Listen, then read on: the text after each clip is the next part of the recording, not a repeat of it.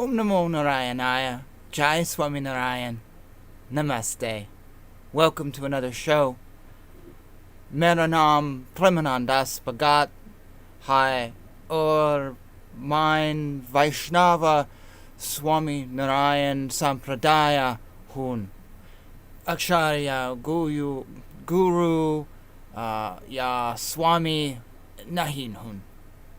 I am just a devotee of God. And whoever you are, whether you are Hindu, wherever you are in the world, welcome to my show as we learn about the world in light of God, or remember the teachings that God has given us, or scratch our heads, or read the scriptures, or whatever. Namaste. Welcome. I am a member of the Swaminarayan Sampradaya, which comes out of Gujarat. So that is the basis of my teachings, but Krishna is the Lord, and Vishnu is the Lord. But as I said, whoever you are and whatever you believe, spiritual seeker, Hindu, Buddhist, Christian, welcome. So my apologies. This morning I tried to get this stream going, and I've been suffering with it for 20 minutes. YouTube would not connect to the streaming program I have, and then at one point I shut down the streaming program and YouTube said I was live. How was I live? So it was just very frustrating, and I've been trying. I use Streamlabs, and I will not be using this again.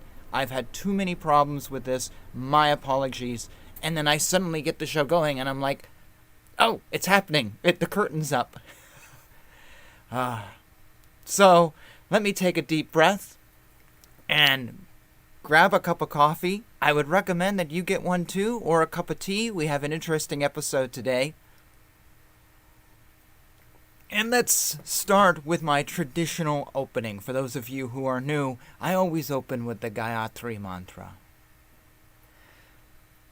Om Bhava Svaha Tat Savita Varenyam Bhago Dhimahi Yonaf Prachodayat. Jai Shri Krishna. I now would like to do a reading from the book Living Dharma by Sri Dharma Acharya, a wonderful book of just hundreds of thoughts on the world and spirituality. It's well worth checking out. This little bit from him says, many mistakenly see yoga as merely a system of physical training that also just happens to have a spiritual component to it as an afterthought. In actuality, yoga is primarily a purely spiritual path, the sole goal of which is union with the divine. The fact that yoga also has a physical component to it is by design. The physical aspects, the asanas, of yoga exist in order to help the yogi to have wonderful health and to develop the ability to sit for long periods of time in a proper meditation posture. It is only when we have fully embraced the spiritual purpose of yoga in both wisdom and practice that we can claim to be yogis in the true sense of the word.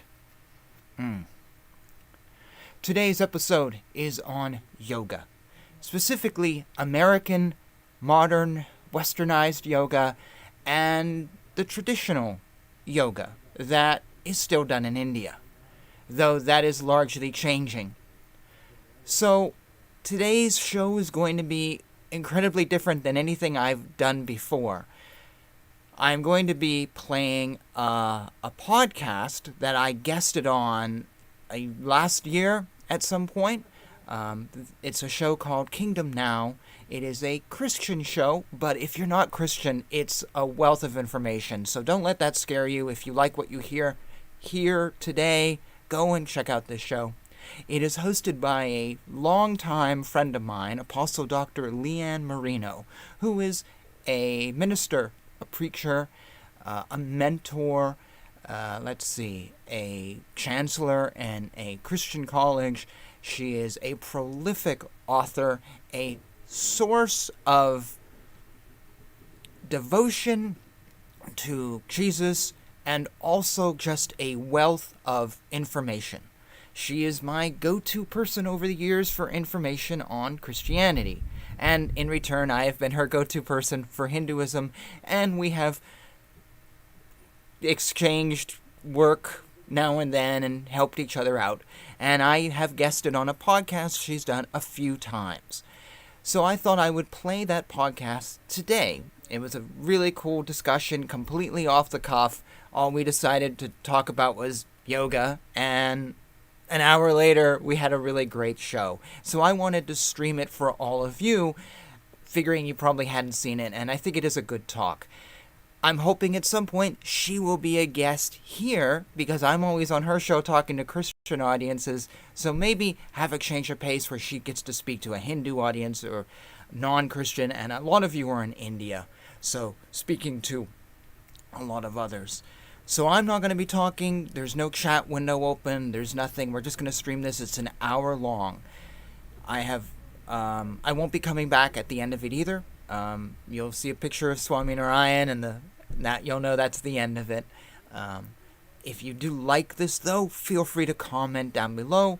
Go to Amazon, check out her books. If you're Christian, I hope you enjoy this. If you're not Christian, I also hope you enjoy this and stick with it, because I'm Hindu. I talk about Hindu things. I don't necessarily change them for a Christian audience or make them more Christian sounding. So hopefully, no matter what you are, you'll enjoy this. That being said, before I dive into the video, and hope that it works properly with my technological issues this morning, and speaking of which, I also need a new microphone because I don't like this one. Technology. When it works, it works. When it doesn't, it doesn't. This is the stream, but 5 minutes shorter than the original broadcast. I clipped a little bit of music for YouTube copyright. The ending, she then talks about, after we finish the interview, some of her books, and I felt that they were more Christian focused, and as I said, I don't think a lot of you are Christians, or maybe you're just coming on this channel for the first time, but overall, this is not a Christian focused channel, so I removed those. But again, go on our website, go on Amazon if you're interested. Also, there is one line that I said about yoga, and in the moment I thought it was right, but after the fact I've done some more reading and I realized it really wasn't a correct, it was an assumption, and so I edited it out. I don't want to be spreading something that I know is deliberately not correct. Now, this is an audio podcast, but I put a slideshow with it, and hopefully you will enjoy the slideshow. I tried to make it interesting and all that. So, yeah, that's all I wanted to say. Thank you for joining me. Hopefully you'll enjoy this. I do plan to post the other podcasts we did. For some strange reason, this is just bombing on me today, technology-wise. I will actually restream it. I've done that before with a show where I killed my microphone. And yes, this is obviously live, off the cuff, unedited, and totally spontaneous. So mind the rambling. Please come back, watch more episodes. And with that, let me say, Jai Shri Krishna, Jai Shri Swaminarayan, Hare Krishna, Krishna Krishna, Hare Hare, Hare Rama, Rama Rama, Hare Hare. And Leanne, take it away.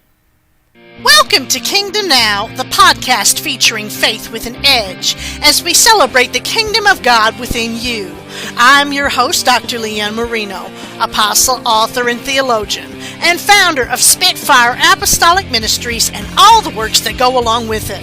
I'm excited to share this program with you as we explore the ins and outs of counterculture Christianity present as you live out the kingdom of God in your everyday life. Want to learn more? Visit my website at kingdompowernow.org. And now, our program, which features a variety of formats here just for you. Interviews, teaching and preaching proclaimed everywhere from my North Carolina studio to Sanctuary and beyond. And powerful insights here for now as we turn the world upside down everywhere we go.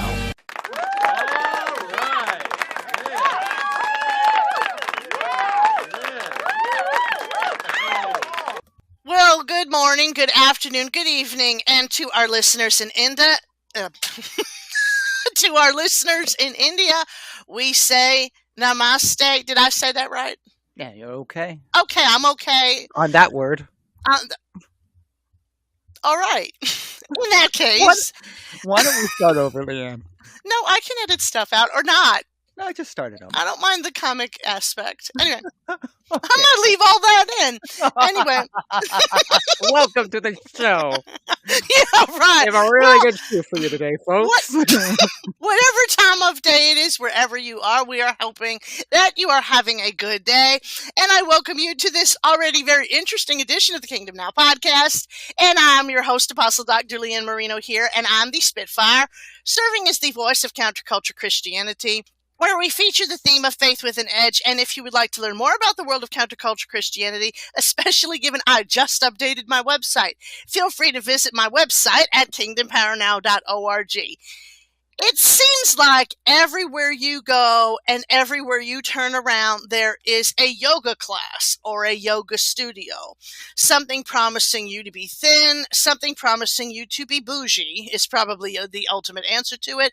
And even if you want to have small dwarf-like goats walk around all over your head while you do it, that's even an option now.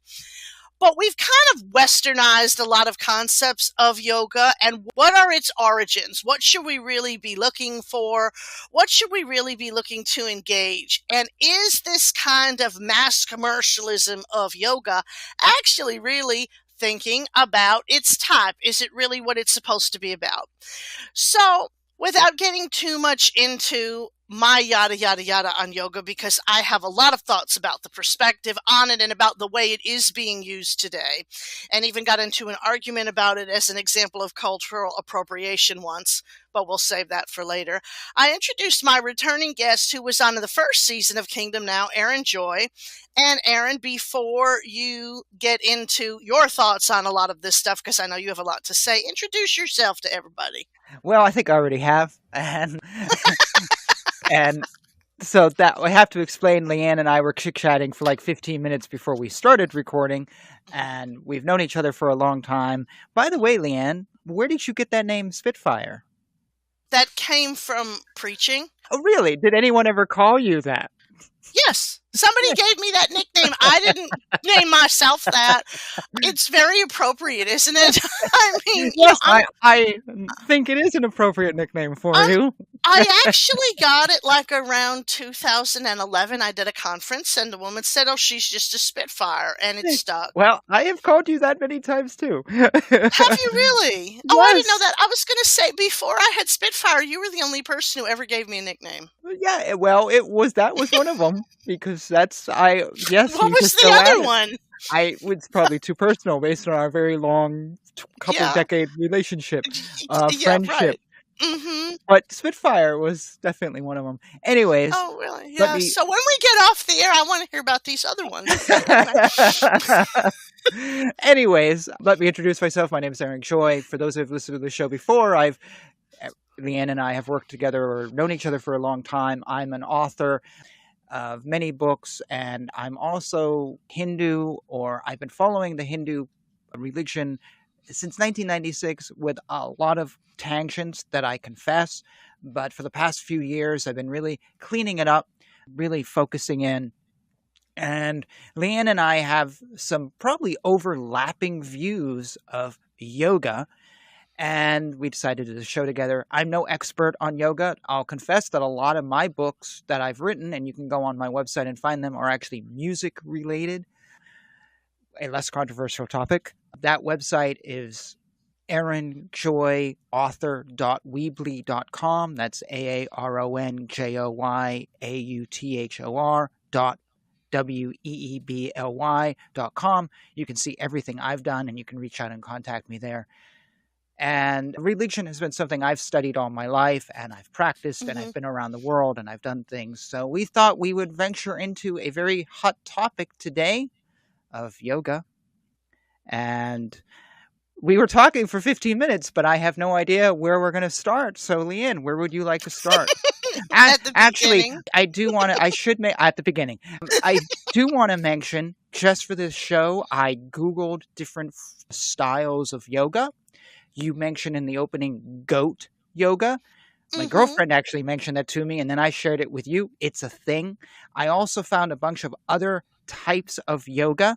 These are not ones with Sanskrit names like bhakti yoga or whatever, Mm-hmm. because I don't think most people really know the meaning of the word bhakti, or I do. yeah, you might and others, but I think the average person may not, and there's a lot of mistranslation issues. But outside of those, I found hot yoga, sexy yoga, naked yoga, cat yoga, goat yoga, power yoga, superpower yoga, restorative yoga, acro yoga, aerial yoga, prenatal yoga, yin yoga, Taoist yoga, air yoga, laughing yoga, Christian yoga, and anti gravity yoga. I'll just let your mind contemplate those, but those are different styles of yoga. As for if there is a thing like naked cat anti gravity air yoga, I don't know. But yes. So from there, where would you like to go? Back to the beginning, Leanne? Is there anywhere to go after you just said all that? Well, You yes. know? And I look forward to this conversation, which Okay, has been so well I'm prepared like for and now started off crazy. But really crazy. Okay, because I'm like sitting here. First of all, I'm trying to picture some of them. well, things like anti-gravity yoga are actually done where you're suspended above the air and like ropes and stuff. So you're doing yoga while suspended on things. Taoist Yeah, yoga, no. yeah, Taoist yoga seems to be incorporating Right. Taoist yoga stuff. Taoism. Yeah. Prenatal is for women who are pregnant. Um, Oh, okay. I was going somewhere totally different with that in my mind. Okay. Because I was like, all right, prenatal yoga.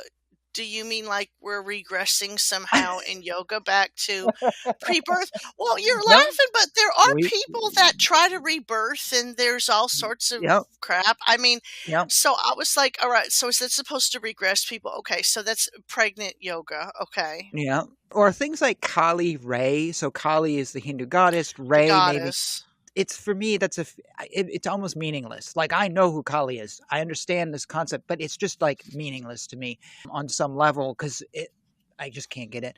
Christian yoga, don't ask me what that is. I don't even want to go there.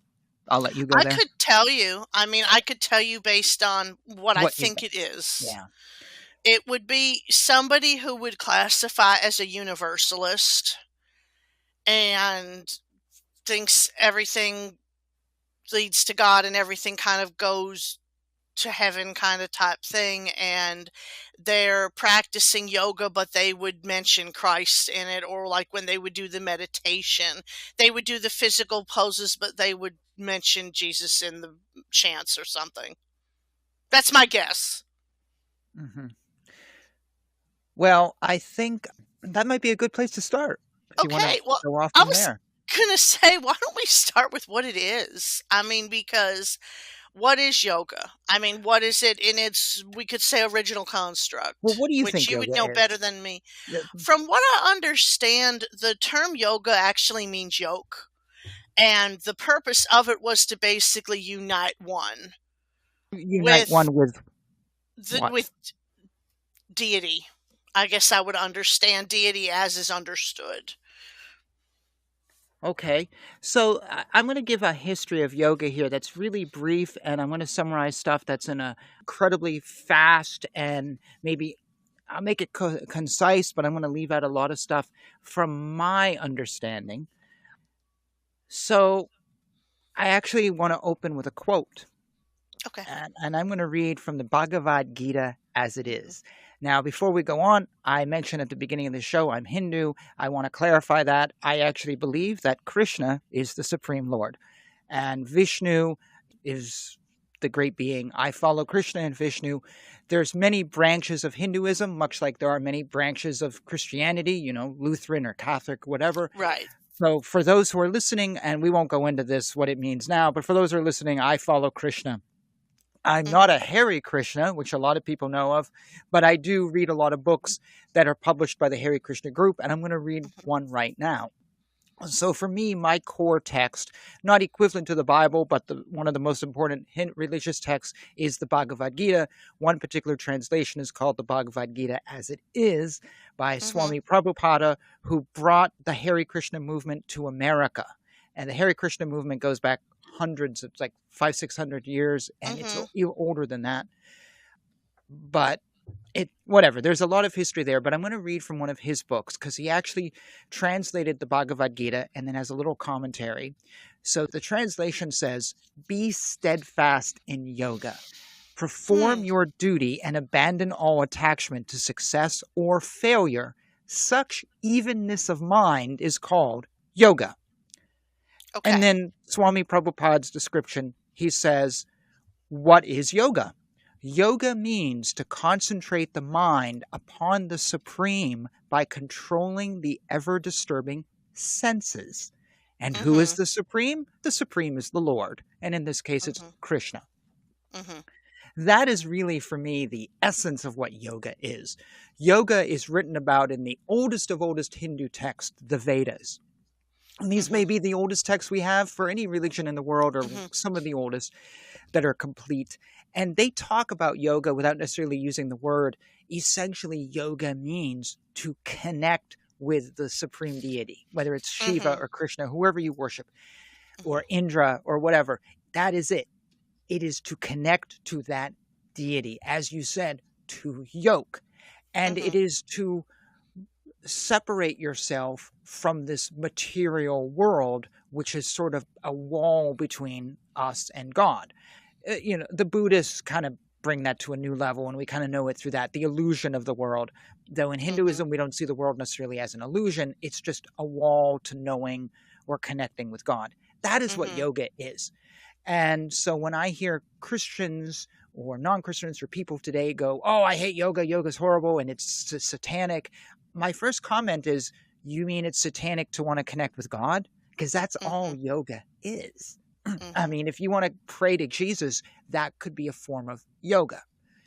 Now, what happened was hundreds and hundreds or thousands of years later, I don't have the dates, my apologies, you had many forms of Hinduism that were developed out. Some worship this god, some worship that. There's different teachers, there's different things, just like Christianity has all these different things from, Martin Luther to Jimmy Swaggart, whoever.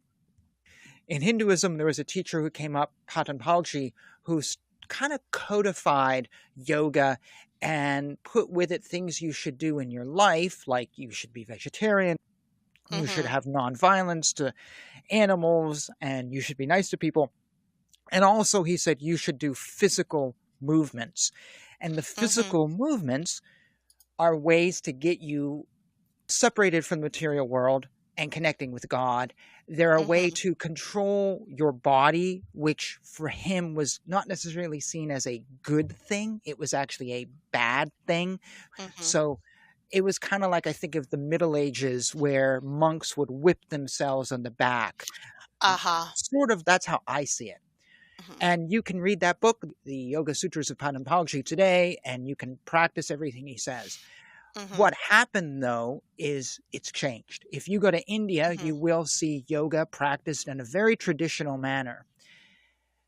But in the not even the 1920s, but even earlier than that, there was a guy named Pierre Bernard who was basically a shyster con man who wanted to become famous. And the way he became famous in the 1890s, he was here in America, is he would hammer nails into his cheek and show no pain because he was supposedly in this transcendental trance, basically like circus folks do today.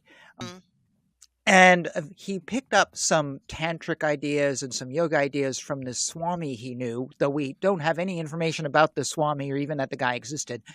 And this guy, Pierre Bernard, started teaching yoga to people in New York. And this is the turn of the century. And the police went after him. And he didn't know everything. He didn't speak Sanskrit. He'd never been to India. But he kind of filled in the blanks with stuff he thought. He saw Sanskrit words and books that he would find in old bookstores, and he would incorporate them in. And he basically created this yoga form with him as the teacher. And his name was the Great Om, O-O-M. And he had a school in Nyack in New York, Mm. and he Okay.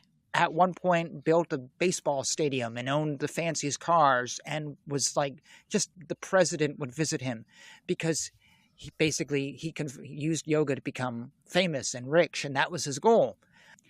Well, what happened was he taught a yoga that he invented on the spot, essentially. And as students would come in and he wouldn't be able to teach the class, he would change how the yoga was so someone else could teach it in an easier way. And he manipulated it. And then it became popular with some famous people, and it spread to Hollywood. I forget her name. There was a famous actress back in the early days of talkies who became, she used to do yoga. I think Errol Flynn did yoga, and it sort of passed along. And this guy, Pierre Bernard, died in the 50s, and he's basically forgotten. But what you then get is all these other people teaching this yoga that he kind of created using Sanskrit that was kind of gibberish, using anything he could find that kind of would all work together in this big soup.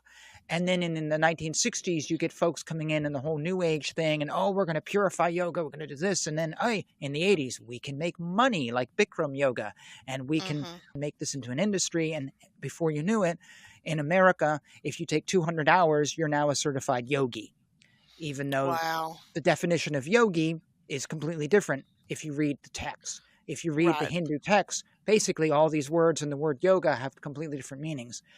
So what we have is this push and pull between yoga as it is written in the Vedas, yoga as it was conceived by Patanjali maybe 1,000 years ago or less, and then yoga as it's practiced in India, which is very much based on Hinduism, and then yoga in America, which was this cobbled together thing a century ago. And that brings in all this stuff. Hey, you want to use the tarot with yoga? Fine. You want to use your goat with yoga? Fine. And has nothing to do with Hinduism in any way, shape, or form. You don't even have to believe in God, which kind of defeats the purpose of what yoga is about, according to the definition of yoga as found in the oldest scriptures. So it's this weird thing. And then you get people like Christians and who go like, well, it's satanic. Well, in Hinduism, we don't have a Satan, so we don't perceive it as satanic. But then, well, why do you perceive something as satanic that supposedly is about communing with God? Well, because you're doing hot, naked, sexy yoga and calling it a spiritual practice.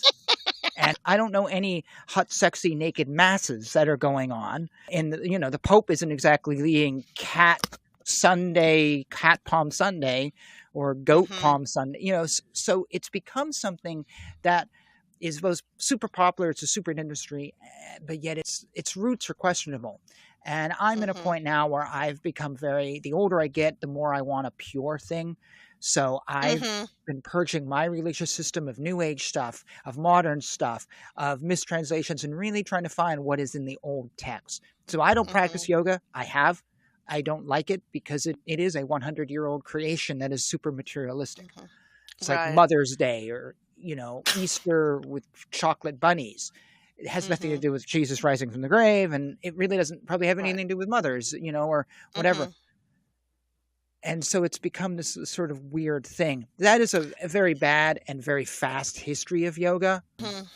But it's... I don't think it's a bad history. I think that it's concise. It's not bad. I've just left a lot out that people may argue with, but for the sake of this show, I abbreviated it. What I guess I would say... First, I do agree, even as a Christian, that Christians overlabel everything they don't understand as satanic. And I think that it does apply to Hinduism in a general sense, because like you say, there is no Satan in Hinduism. So to be assigning something with that kind of a label in a system that does not recognize it, it does not apply. Yeah, it's a conversation that can't go anywhere. Exactly right. And I mean, I understand that they make the argument in order to kind of end the conversation, but you're not having, once again, it's like you say, it becomes a monologue. It's not a dialogue anymore. Yeah. And nobody really kind of learns anything from it. And so I would argue, like what they would say, I would not say it's satanic, but I would really question, especially given everything you just gave about the history, the benefit of it for a Christian, simply because it's kind of nothing. It's kind of like you're saying Easter really does not have anything to do with the resurrection of Jesus. What do bunnies and chocolates and rabbits and eggs? Well, that's all a fertility holiday, and it does relate to pagan origin.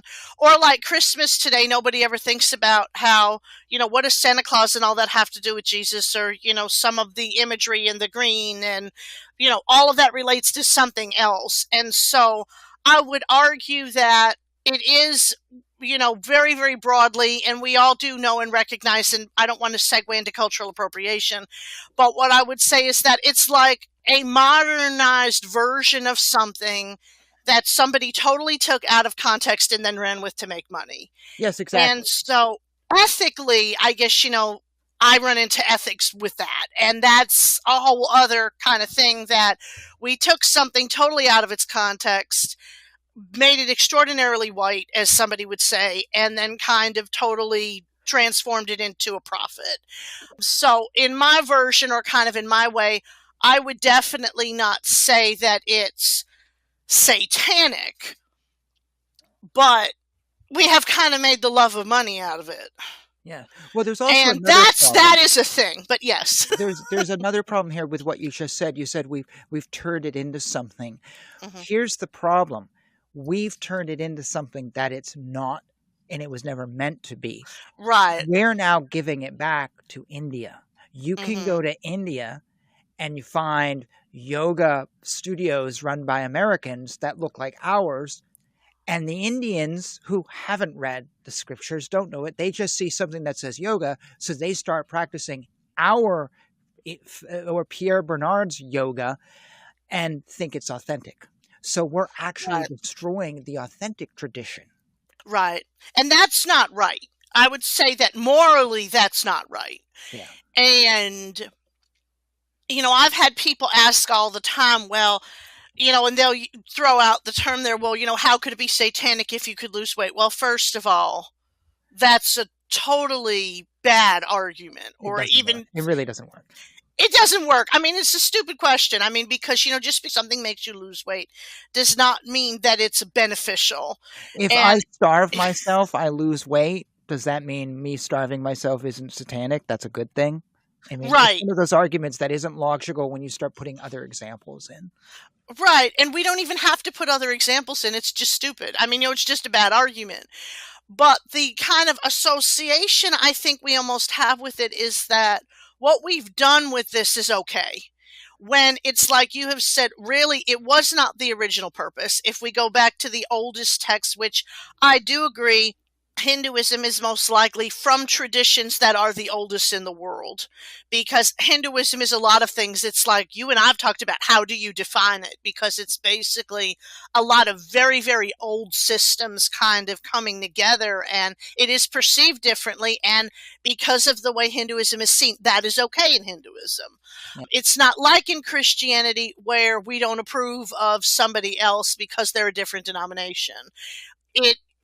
Which I don't necessarily mean that of myself, but in general. So, basically one denomination kind of looks down on another one and thinks they need to convert someone from that denomination, because that's how Western thinking is often seen. But in Hinduism, all these coexisting ideas can coexist. So how do you define it? But it is most likely the oldest religious system in the world. And it does date back thousands of years. And if we really kind of look at it from that perspective, the original text and the original ideas and the original way that this is kind of conveyed is so far removed from what we're seeing now that I guess what I would say is, what do we do with that? I mean, do we throw out the entire system of yoga that exists? Or, from the perspective of where the idea sort of came from, what do we do with it? Well, I'm going to respond to you with a quote, again from the Bhagavad Gita. And this is a commentary on part of it by Swami Prabhupada. He goes, "The goal of life is to know Krishna, who is situated within the heart of every living being as Paramatma, the four-handed Vishnu form. The yoga process is practiced in order to discover and see this localized form of Vishnu, and not for any other purpose. One who has no program to realize this Vishnu is uselessly engaged in mock yoga practice and is certainly wasting his time. Krishna is the ultimate goal of life, and the Vishnu situated in one's heart is the object of yoga practiced. So this is a text from the 1960s. So this isn't old. This is from the 1960s. Swami Prabhupada died in 1977. So he is basically saying the goal of yoga is to know God in the form of Vishnu. And we won't talk about what the forehand form of Vishnu is in Krishna and all that. That's a whole other thing. But basically, to think of them as, for the logistics of the show, think of them as the same person. So think of it as Jesus and the Holy Spirit. It's to get to know one, not versus one over the other. So that is the goal. But in modern yoga in America, that's not the goal. It's a stretching exercise. It's a breathing exercise. It's a relaxation exercise. It has nothing to do with the Hinduism that's behind it. So my thing is you said, what do we do with it? Well, first of all, I think we should remove all religious things from it. I don't think we should go around saying, well, I do yoga because it's a spiritual blah, blah, blah, blah. Okay, well, how does your spiritual thing relate to Padamabhagya's Yoga Sutras or the Bhagavad Gita? It doesn't. Well, then you're not really doing what is spiritual according to the religion you're supposedly practicing. I met a yoga teacher once, and I said to her, oh, have you read the Bhagavad Gita? And she goes, no, I saw it on a bookshelf once, and I thought about reading it. Oh, well, and I was like, oh, what Hindu texts have you read? Oh, I haven't read any of them. So you've not read a single Hindu text, but yet you're supposedly a yogi who's an expert in this religious practice that you know nothing about. That would be like if I said to you, Leanne, yes, I am a minister of the church and I am an expert in the church. And you said, oh, really? What's your favorite passage from the Bible? And I go, no, I've never read the Bible. Oh, really? Yeah. What have you read? I subscribe to Joel Osteen's podcast. And you're like, that makes you an expert. Yep, that's all I need. I just need to describe his podcast because he says I'm an expert. And thus I know more about Jesus than you. You would laugh at me. But yet in yoga, I just gave you a dirty look, and you know I'm sure you did. And so you would laugh at me. But in yoga, it's totally okay for me to say something that basically shows my ignorance and yet call myself a master of an expert. So people who are doing this and saying, well, they're connecting to some spirituality, have you read the Bhagavad Gita? Have you read the Vedas? Have you read Padamabhagya? Have you read any yogic texts other than the one put out by a guy living in California right now? That's some new age thing. If you say no to me, then you're not practicing religious practice according to the religion that made that practice possible. You're practicing some new age thing. That's where I have the problem. I have a problem with people who say it's some religious thing, but they know nothing about the religion. And they'll throw around the words namaste and I'm a yogi. How are you a yogi? According to the text, I can tell you exactly what a yogi is. It's written verbatim 1,000 years ago. And there nowhere in that text does it say 200-hour class that will cost you $300, you know? And to have a life where you're not doing anything according to these texts is almost insulting to me. I mean, I don't get insulted, but it's almost insulting to this religion. I'm going to read another quote here.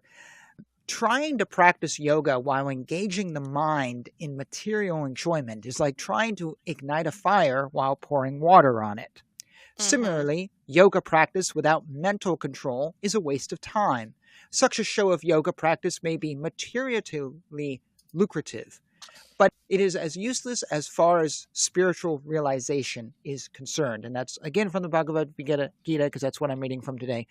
So basically, all these people are doing yoga and they're doing stuff, and maybe it's relaxing and maybe it has benefits, but that's not the point. And it's hopefully you see where I'm going with this. But if I came up to you, Leanne, and said, Leanne, I have this new class I'd like you to take. It's a class in Holy Communion. And please come to my class. I want you to buy, you're going to need sweatpants though. And I have some, they're $100. They have my little logo on the side. It's a logo of a dinosaur, but it's a holy dinosaur. And come to my class, and we're going to need some padding. And then we're going to sit around and we're going to do some chanting and stuff. And then we're going to read excerpts from this book called the New Testament. You don't have to read the whole book, but we're just going to read some excerpts that I found. And then we're going to take this thing called Holy Communion with some wine that I make at home and some crackers. Don't worry, they're organic. And it's a really good class, because what you're going to learn is at the end of this class, when you take Holy Communion, it actually helps your opera voice.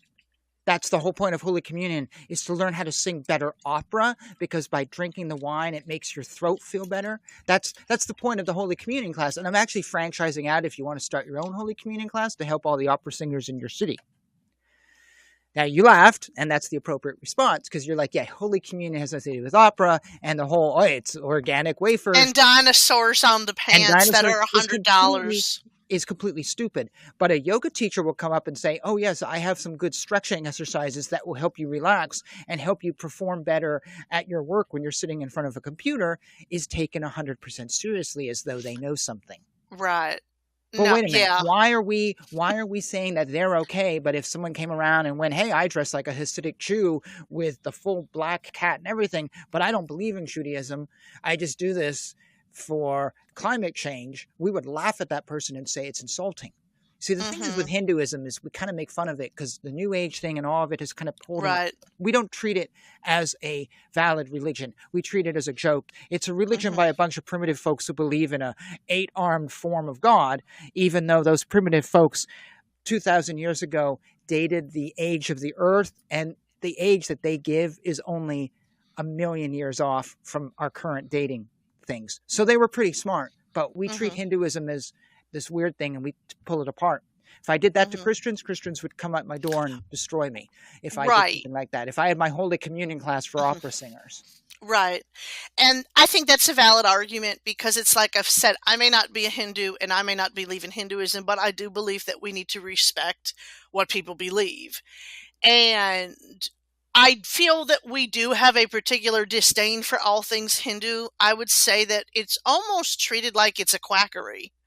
Yeah, pretty much. Yeah, like everything about it is fake and mythological. I'm just trying to think of that word. No, nice big word. Absolutely. That they're trying to kind of, we just treat it with such disdain. And I do personally credit the New Age movement with that. Simply because I did a 2-part episode last season called Stairway to New Age, and I did part 1 and 2, and I actually did trace the movement. And when the New Age movement started to rise up was through Helena Blavatsky. Yep. In the 1800s, I want to say the 1880s, somewhere around there. The 1800s is good enough for. Yeah, late 1800s, when there was a lot of interest in certain things, and what we would classify a lot of what rose up at that time now would be what we would call pseudoscience. Yeah, so she did a lot of damage to Hinduism. Actually. Yes. And basically, I said, well, why was there this sudden interest in this stuff at this particular point in time? And I went and I did a little bit deeper in the history, and I found out that you had the British occupation of India. And so people saw India as exotic. And it's the first time many of the books of India were being translated into English. So exactly. We were getting knowledge that we'd never seen before from a culture that no one really knew about. Right, exactly. Whether or not the translations were adequate is a whole other issue. We could do that whole King James versus the newer translations arguments that knowledge and information increases, but anyway, or hopefully does. But what I really kind of came away with is the New Age movement I kind of defined as white Hinduism. In other words, it was basically the British understanding. If you're going into India and you're seeing all this stuff for the first time and you really don't understand what's behind it, hey, it's this. Hey, it's that. Let's just kind of take whatever we want for ourselves, which is occupation. And so I think that the New Age movement kind of almost made a caricature out of Hinduism. They have made it, the guy with the snake who does the snake charming. And, we've kind of made it a sideshow. Well, the other thing is, the sad thing is many of the things those missionaries, the Christian missionaries and the British and Madame Blavatsky did are now considered scripturally and orthodox. Many of the things they tout are now touted by Hindus as this is orthodox. No, it's not. Show me where in the text it's orthodox. Well, they've never read the Hmm. text. If you've never read Right. the Vedas and someone just says to you, "Oh, well, this is Vedic," and that translation is garbage, there's a movement to decolonize Hinduism to dump all that Hmm. stuff because they literally destroyed it. Hmm. Yeah. Right. And that makes sense. And so yoga, I would basically say, is just part of that. It's Yeah. just a part of something that somebody took. And like you're saying, it wasn't even by somebody who was a Hindu or was even from the Indian country. It was just some guy who was some French sounding guy who wanted to make It's money. it's a fake name because the French name sold. Oh, okay. So that ain't even his real name. So you've got the French name that Yeah, sold. An Iowa guy named Perry Baker changed his name to Dr. Pierre Bernard because, well, what's the doctorate in? Oh, it's some esoterical thing. So, Right. And so there you go. And so this entire thing is basically kind of a Western construct of an Eastern idea. And it has no validity and it's really not anything concrete or I, valid. Yeah. So yes, there we go. I mean, I that. want to I want to expand on something really interesting though. You talked about the translations. Hmm. I've been doing a lot of reading recently about translations and translations from Sanskrit into English. And I was actually probably going to bring this up. You've already naturally segued there, and I'm kind of glad you did. So our Hindus are now, there's a big movement to retranslate stuff into English because Hmm. words have been corrupted. Right. Words have been translated in poorly or inaccurately. One thing the Christian missionaries did who went into India in the 1800s was they said, well, these books are young. These Hindu texts are young because nothing can predate the Garden of Eden. And we know the Garden of Eden was 6,000 years ago. So it's impossible that your book can be older than 6,000 years old. So when we translate something, we have to make sure it doesn't say anything that contradicts what we know in the Christianity. So there's a lot of stuff, that isn't right. Right. Now you can say that the books are myths, and that's a whole different thing. And actually in Hinduism, if you said to me, all my books are myths, I'd be like, yeah, Hmm. that's fine. It doesn't matter because the philosophy is still 100% accurate. Because Hmm. if let's say if Jesus never existed, the Sermon on the Mount is still a great sermon. Hmm. You could still live by the Sermon on the Mount even if there's no blood of Christ. It's Hmm. one of those things. So it doesn't actually, even Hindus sometimes say that some of the stuff is mythological, and that's Hmm. totally fine. But there's a movement now to change the translation because what it is we're literally following translations which are incorrect. And Hmm. that translation gets passed on and passed on and passed Right. on. And what you end up having now is Hindus and yoga people, and that's not a good term, but people who practice yoga, Hmm. they're literally trying to follow a religion which is made up, Right. which is like 100 years old at tops. Maybe Hmm. it's 20 years old. It's literally made up. For Hmm. example, ahimsa is a word you hear sometimes, ahimsa. Hmm. Ahimsa is often translated to non-violence. You often hear Hmm. Hinduism, it's non-violence, whatever, it's a great religion, be vegetarian. Well, that's actually the translation of ahimsa. So Sanskrit is an interesting language where every single sound has a meaning, Hmm. unlike English, where if I say the word chapter 4, chapter, those are two separate words put together. There's no ter. I don't know what a ter is. It's just a sound. Or maybe in Latin it had a meaning, but not anymore. In Sanskrit, chap and ter would have two meanings and would be put together. So maybe ter means page and chat means turn. The word together means turning the page, which means, chapter. Right. So ahimsa actually comes from the word violence, and the at the beginning changes it to mean decreased violence. Hmm. So the word ahimsa does not mean non-violence, it means decreasing your violence. Or So if turning you away from it. or finding an alternative Uh-huh. offer than, kicking Hmm. someone's ass. So if you if you read the Bhagavad Gita, it's a story about, which is what I've been reading from, it's a story of Arjuna Hmm. who doesn't want to fight in this great battle against families. And Lord Krishna says, no, you have to fight. It's your duty. You have to do this. Oh, I don't want to kill my uncle.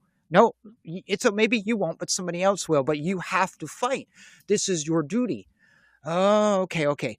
So he ends up fighting. Well, if truly ahimsa is a Hindu thing that you have to do, why would the Lord be telling his person, now you have to fight because that's what you have to do?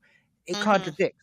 And there's lots of fighting in, if you read the Ramayana, which is a great epic tale, the Mahabharata, which is like this 14-volume story, and others, there is lots of fighting. Krishna incarnated on earth as a boy, supposedly according to the myth, and he fought things. But if ahimsa is if it means nonviolence, why do you see the word ahimsa, ahimsa, ahimsa all over the place in situations where there's violence? Because it literally means when you have no other action, try to decrease your violence. Don't go after people.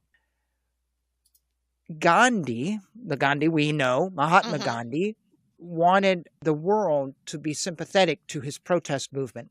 So he retranslated the Bhagavad Gita into English. He is the first person to translate ahimsa into non-violence, because his movement was all about non-violence. Up until him, it had always been decreased violence, not doing violence, whatever. He said, no, I need people to be a part of non-violence. He translated the Bhagavad Gita, ahimsa, into non-violence. Ever since then, ahimsa has been translated into non-violence. Because in the West, if I gave you a book by Mahatma Gandhi, you're going to respect it because he's Mahatma Gandhi. He's awesome. He's cool. There's a great movie made about him. If nothing else, you're going to respect him.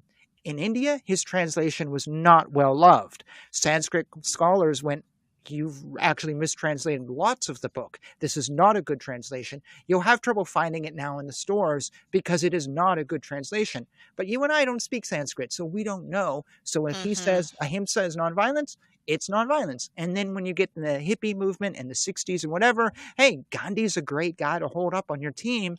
Well, he said nonviolence, so suddenly now, so literally the word ahimsa, meaning nonviolence, is only 100 years old. It's not Vedic, it's not Upanishadic, it's not Puranic, it's not Hindu. It's not a Hindu translation. It is a certifiable mistranslation. So if you are practicing yoga and your teacher says to you, you need to practice the path of ahimsa, which is non-violence, you're literally practicing a made-up religion. You're literally practicing a mistranslation. Not just do you not know Hinduism, you don't believe in, you're not following the text at all, but now you're literally practicing mistranslations. Wow. So you're literally practicing a fake religion that is made up on the spot. And it goes crazy. So it's literally, you can do yoga for good stretching exercises, and it is good for stretching. But when you get into the religious thing, you're literally faking it. You're literally making it up. Right. It's not a legit thing. It is literally as made up as, well, I won't say it, but there's some religions that are very, very modern, which are basically just, they have no scriptural basis. And when you go to the scripture, it contradicts what you're reading. So that's why you see a lot of yoga teachers, they're not reading the Bhagavad Gita because they're not encouraged to, because the moment they do, they'll see criticisms of what they're doing. Right. And it'll just become a whole different thing. And what I would even argue with what you're saying is that it's a human issue that we have in Christianity too. I mean, what we would call it is translator bias.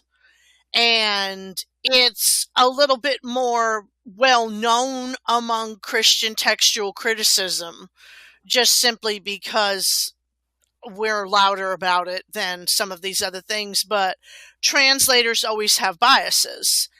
And you have to be very careful with passages, and it's one of the reasons we recommend cross-referencing with different translations, because there are often many possibilities for the way a word could be translated. Older languages are different than modern ones.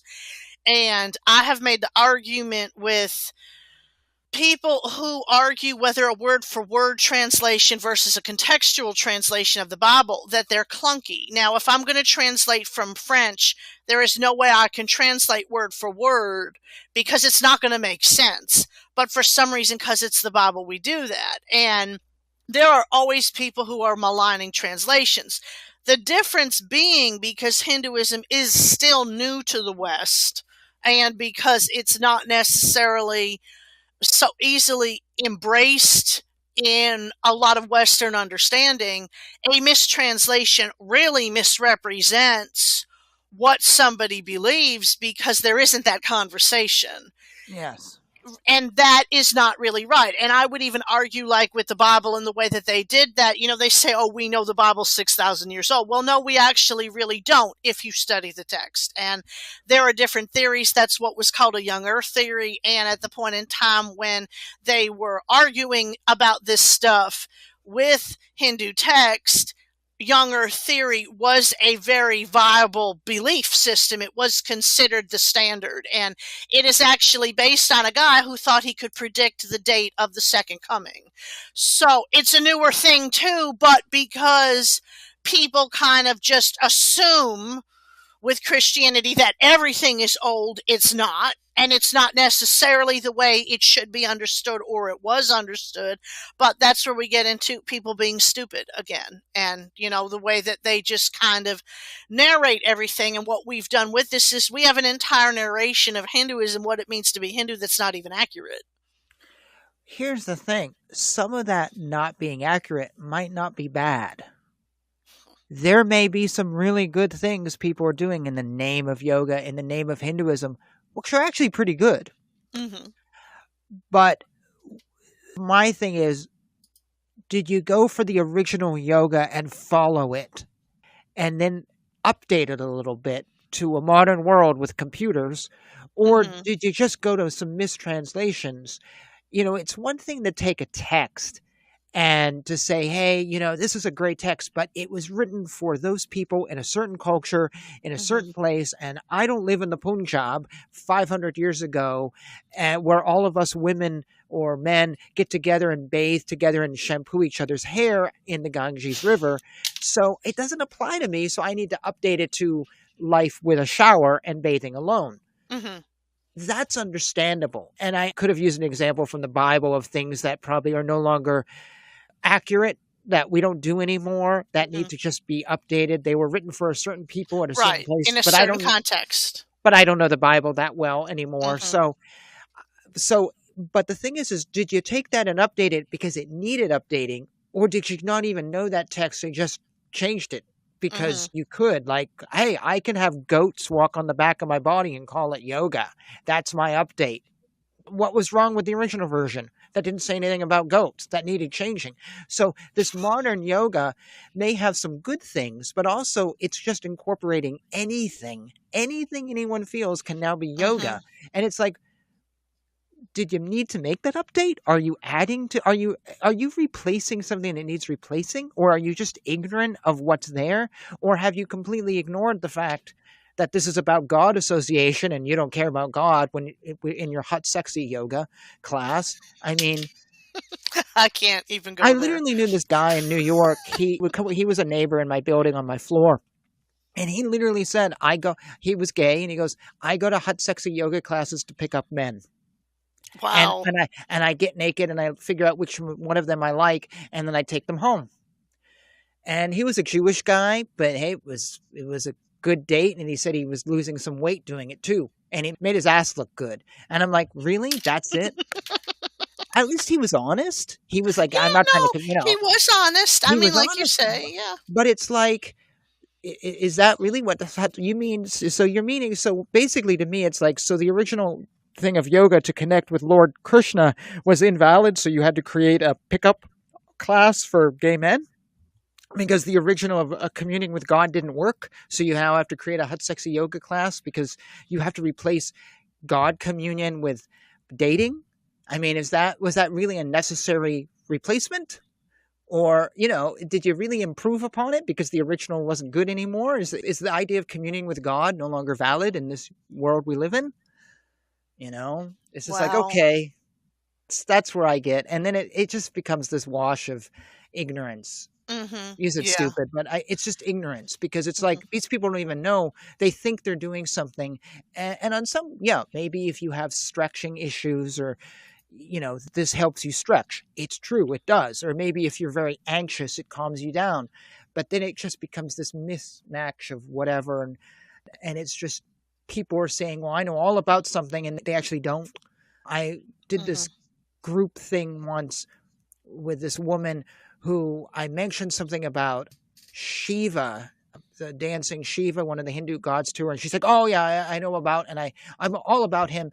And I mentioned something that I knew about Shiva and Ganesha, the famous elephant god everyone sees all around them.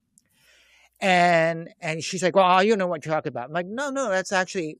She's like, "Oh, I know all about Ganesha." Okay, well, what is it that I'm wrong on? Well, she couldn't tell me. She had no idea, but she just gotten this thing of, I'm all about all gods, or this universalist thing of it all feels good, and who cares about what the scripture says? I'm going with it anyways. I haven't even read the scripture, and it's just like deliberate ignorance.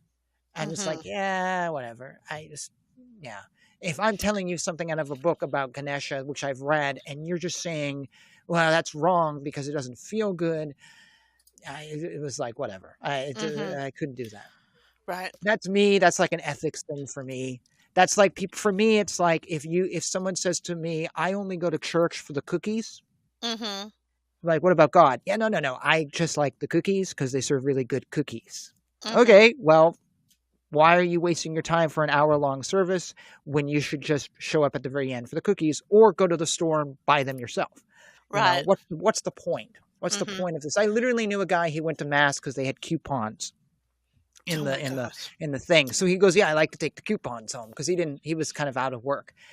I'm like, so okay, why don't you just go in and get the paper and leave? Why are you sitting through this pretending to be this Catholic who you're not? Just, I can't do that. I have an ethical thing. I want to do something that is legit and real and profound, that will connect me to God, or at least I'll have a belief system which is not illogical. Or it's rational, or I don't care about feeling good. I don't care about that. I'd rather believe the truth that doesn't make me feel good than to deliberately believe a lie that does make me feel good. That's just me. So I can't do yoga. I can't do it because I feel like it's a scam. It's a 100-year-old scam with mistranslations that I know are mistranslations. And to have people go, "Oh, namaste, peace to you." And I'm like, no, you don't believe any of this stuff. I've read the books. I've read these things. I study it every day. I chant mantras every day. You don't do any of this. It's just like, it's tough. So. Yeah. And even with the weight loss argument, it does not offer any additional benefits that normal stretching doesn't. There's really no reason why this is exalted above other things other than it's a trend and people think it's exotic. Yeah, the exotic has a lot to do with it. We do like our exotic stuff. Yeah, theatrical or exotic, or a chance to pick up people, or I think that people have the concept it's relaxing, which it's really not. I mean, you've got to really, it's a workout. It's not just laying on the floor while something walks on you. I mean, it's a real thing that they kind of do in terms of physical activity. It's not maybe a real thing in reality, but it's like something that they do, and the positions that they put the body in are, they're there to produce something. It's not just because you're getting a break from your life, which a lot of people do think it is. I think that authentication of what anybody believes has to be a part of anybody's belief system.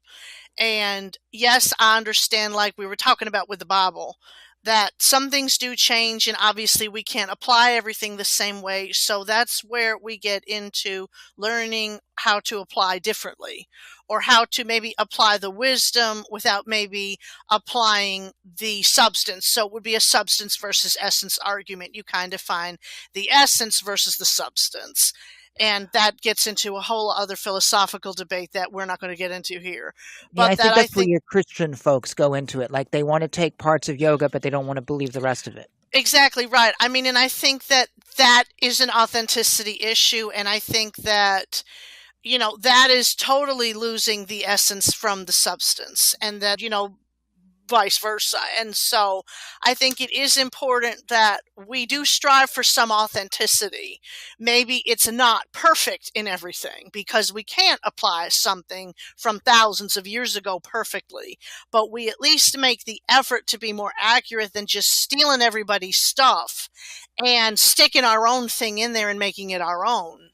That's just not really the right way to go about things. And then regurgitating it as authentic. Exactly. And then saying it's authentic when it's not. And that's just not okay. But We're about out of time. So what would you like to kind of say in closing to leave with everybody? Oh, I don't know if I have any closing thoughts. We've hit a few different points. I don't know if you, I don't know if you have any more you wanted to add. That's why I'll let you do it. I get to go first. I really think, I'll tell you, here I am.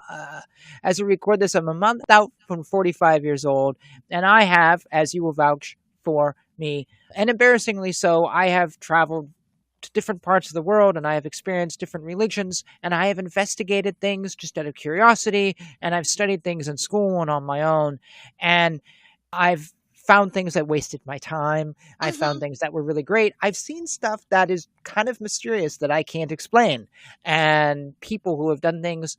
And at the end of my day, I know I want a religion that is scripturally valid. It has some basis in the scriptures. For me, that is the Hindu scriptures. For you, it's the Bible, because this is my chosen religion. So this is where I'm going. I want my religion and my belief to have a scriptural basis. I want it to be scientifically somewhat valid. I want it to make sense. I like a religion that makes sense to me. It makes logical A plus B equals C. You sound so much like me right now, except not with the Hindu I part. can't take this thing where. So I was reading a book about Reiki the other day, because I'm not saying it exists or if it doesn't exist. I'm actually reading a book because I wanted to learn more about it. And it basically was like, well, if you put your hands up and heal the energy of the aura, it literally, this book was very new age. It was like, you'll feel the aura. Okay, that's fine. I have no problem with that. When Hinduism, we don't believe in the aura. So we believe in the eternal soul, for lack of a better word. But in Hinduism, the soul is inside of you. It can't be seen. So this whole concept of an aura is completely foreign to Hinduism. There's no colors around us because the soul is inside. There's no spirit outside of us. So when I read this book that says, well, here is this thing that it sees the aura, my thing is okay, well, I don't believe in the aura. I believe in this. So how can I rationally get from this sees the aura to my belief? How can I add 1 and 1 up to equal 2 to make this a logical religious belief that I hold? And I've been purging that through my belief system, going through different things and going, this isn't rational. I'm not going to believe this anymore. So I'm at this point where that's what I'm doing. I want things that are scriptural, scientific, logical, philosophically sound. And for me, at the end of the day, it may whittle away stuff that may make me feel good, but I find at the end of the day an authentic spirituality. And that's what I want other people to find. It sounds arrogant. I understand that. But I have found that once I purge all this stuff, my spirituality deepens. And I feel closer to God because I've gotten rid of all this stuff that actually was a distraction. I want other people to do that. And I always tell people, don't ever stop asking questions. If something feels good, don't go with that. Keep asking questions, investigate. Don't put up answers like, hey, it's Satanist. Don't do that. Investigate, find out. And that's what I want people to do. And yoga is one of these things I keep saying to people, investigate this. And if you're going to do it for the stretching. Don't pretend it's a spiritual thing if you're believing some gibberish mistranslation of a religion that's now 100 years old. No, if you're going to do it for the stretching, that's a logical thing. But whatever, that's my thing. I just want people to take away that, what you're doing is it what you think it is? Yeah. I think that's totally fair. And I think I like the authenticity argument. That's what I would argue. It's like we say, we need to aim for something authentic. And this is just not it. If people really think this is going to make them spiritual, it's not. Yeah. And that's entirely fair. Well, I thank you for being on the program today. All right. Well, we thank everybody for listening to the program today. Also, if you are interested in learning more about the world of counterculture Christianity, feel free to visit my website at kingdompowernow.org. That's kingdompowernow.org. And this is Apostle Dr. Leanne Marino in closing, reminding all of you that authenticity means seeking something real. It means seeking something that is true. And while we live in an entire world of counterfeits, there are ways to develop what is true. true. That starts with a study, that starts with an honest search, and that often starts with a conversation. Until next time, be blessed.